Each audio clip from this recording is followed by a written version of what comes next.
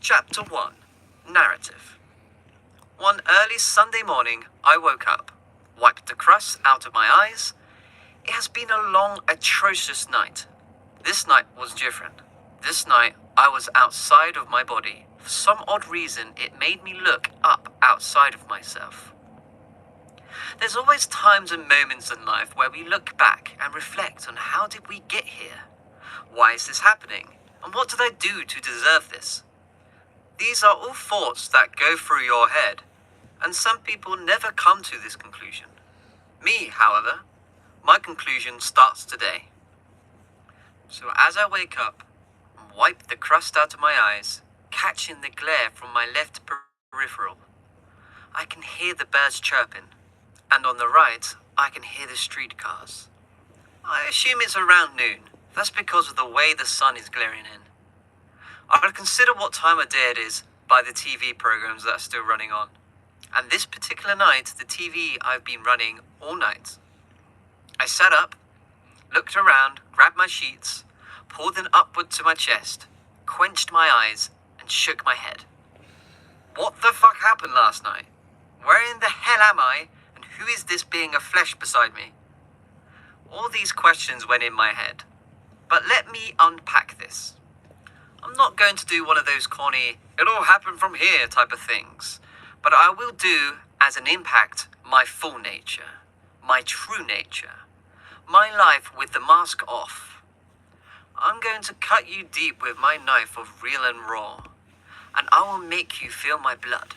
I'm going to be the alcohol to splash that grabs your attention, an incision of reality, and bring it to the forefront. My phone rings. Private caller. I wonder who that is. Maybe it's this trick that I met last night. Maybe it's that professional athlete that said they were going to hit me up with that Western Union today. I honestly want to pick the phone up, but at the same time, with this stranger in my bed, I feel more comfortable letting the phone go into voicemail. That way, I can keep my confidential phone call in private. They reach for me. Baby, sit down, we were up all night. In a sleepy, let's go back to bed voice. I responded, we were up all night doing what? They looked at me with a confusing, how could I forget such an unreasonable, unapologetic, Noah's Ark epic hangover 5 type of night? How can I look in the eyes of this person and have no recollection of what happened the night before? Now let me state, this isn't an alcoholic moment. We shared a few drinks, 2 or 3 or 7. But the point of the problem of me not remembering what happened to me last night is not a situation of where I had too much alcohol in my system. I'm highly aware of myself and of my 5 senses. However, I'm just not aware of how I got where I am, what I was doing, and who is this person as they so confidently look in my eyes and assume that I should know. I suddenly get up to go to the bathroom.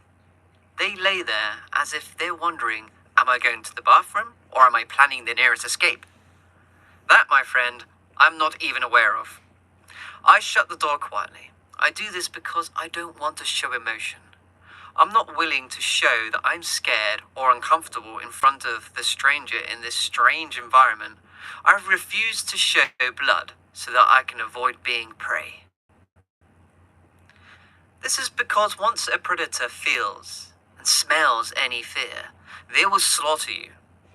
I wash my face, brush my teeth with a washcloth I seen hanging on the vintage towel rack. It looked like it hadn't been used and it was my best bet. So I did this. The stranger calls my name. I tried to reluctantly not answer as if the water was pouring over their thoughts. And they knocked on the door and asked, was everything okay? I responded fine. I just need a couple of minutes. I went out of the room naked. I'm thinking to myself, was there sex involved? Or was there sex trying to happen? I'm not aware of, but I'm humble and too embarrassed to actually ask. So I take one for the team and focus more on getting out of this environment and into my own. Maybe I can recollect my thoughts then. But as for now, I need to get out of here. So as I gather my thoughts together, I can now feel the energy. Now I understand why it is that I'm here, what it is that I was doing, and I let go. I became the real me.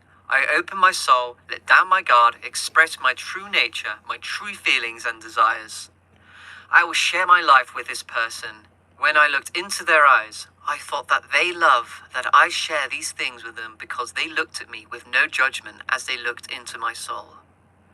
I felt their heart. They gave me desire inside to want to be with this person, connect with this person, join one with this person. Even to the fact that at a very scary moment when I opened that door, my life was a bubble, and only me and this being, or other person, is inside of it. I have to admit that sometimes we try to convince ourselves and speak to our conscious. Who will be the one to validate and justify our true intervention in our feelings, our true reality? Understanding what perception is and what our perception is, we can change that as if we were what you wanted to be. So I asked this person, this stranger, the stranger who I thought I knew my whole life. I've been in 2 relationships. I've been on the streets. I've even been homeless. But I've never bared my soul the way that I have with this person, this stranger. They're a stranger, yet not a strange person.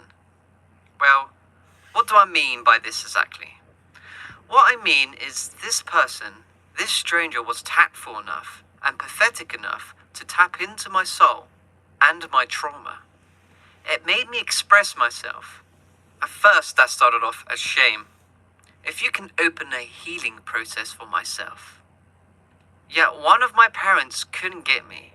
Former lovers couldn't show me. But this person was able to unpack me.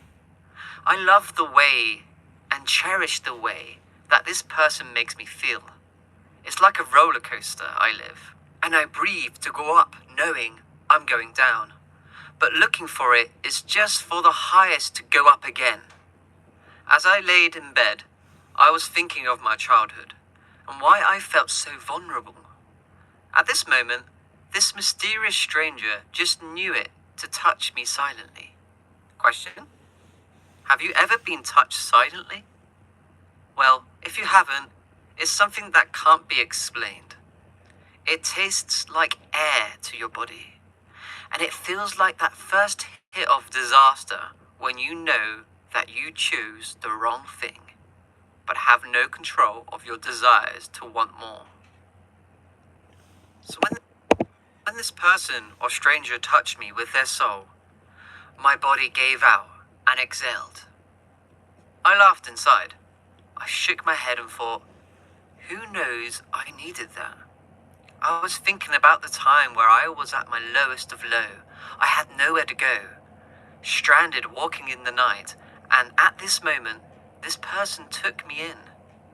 They asked me, was I lost? And I replied that I was, as they continued to tell me that they can take me to my destination as long as my ears are open to listening, B, not knowing where that is. I was open to this challenge.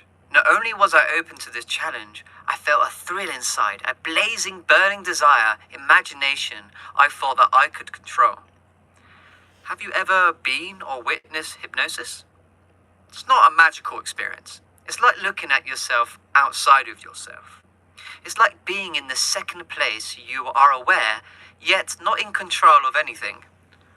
That's what happens when your true nature gets to tap into from within. People always ask other people why they are in situations that they can easily get out of. Why are they in relationships when they continuously end up being hurt, but yet so attached, scared, unwilling to leap with faith to abundance, security, salvation, and true happiness? So you may wonder where I'm going with all this. I could ask the same thing. Comprehend the fact that no one understands why this is. That is because when your soul is taken, you no longer have control. You're no longer using your logic. Your emotions have taken full authority over your livelihood. It's like having a seizure with your eyes open, just hoping someone's there to catch you when you fall. Chapter 2.